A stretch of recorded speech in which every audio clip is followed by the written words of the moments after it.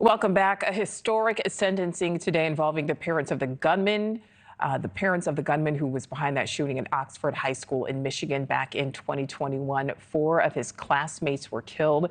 We learned today a judge sentencing both James and Jennifer Crumbley to 10 to 15 years in prison. They both will receive credit for time served. Let's bring in Rachel Fezay, a criminal defense attorney, for reaction. Rachel, thank you so much for your time. First of all, 10 to 15 years. We know that was the max. 15 years was the max sentence. Do you think this is a fair and just sentence?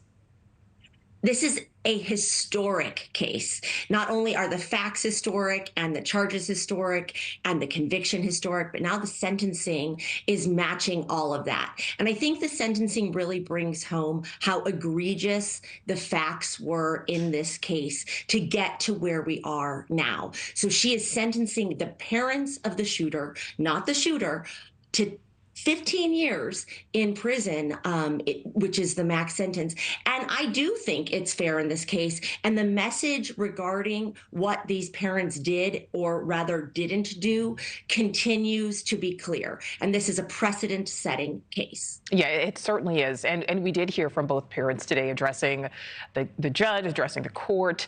Let's listen to some of what both James and Jennifer Crumbley had to say. I'm here today to express my deepest sorrow for the families of Hannah, Tate, Madison, Justin, and to all those affected on November 3rd, 2020. The driving weight this has taken on my heart and soul cannot be expressed into words. Just as I know there is nothing I can say that's going to ease the pain and suffering of the victims and their families. There's a quote I heard that rang true. Grief. For those of you who understand, no explanation is needed. And for those of us who do not, no description is possible. I've taken countless nights of lament over the anguish and shame I carry, knowing what my son did, the harm he caused to innocent lives, the families, and to the entire Oxford community.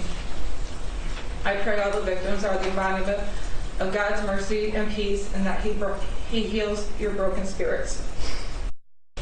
It is time that we all know the truth. We have been prohibited from telling the whole truth. The whole truth has not been told. And I'm with you, Mr. Mayor. I too want the truth. Because you have not had it. You have not had the truth at all. The truth has not been presented to you. All right, so interesting sound from both parents. We did not hear from James during his trial. We did hear from Jennifer during her trial. Seemingly very different attitudes the day of sentencing. Did either of them, Rachel, do themselves any favor by addressing the court today with what they had to say? No.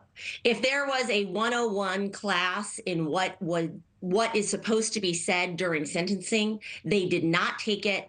And I don't know if they were following their attorney's advice or they ignored it, but they absolutely both did exactly the opposite of what they should be doing.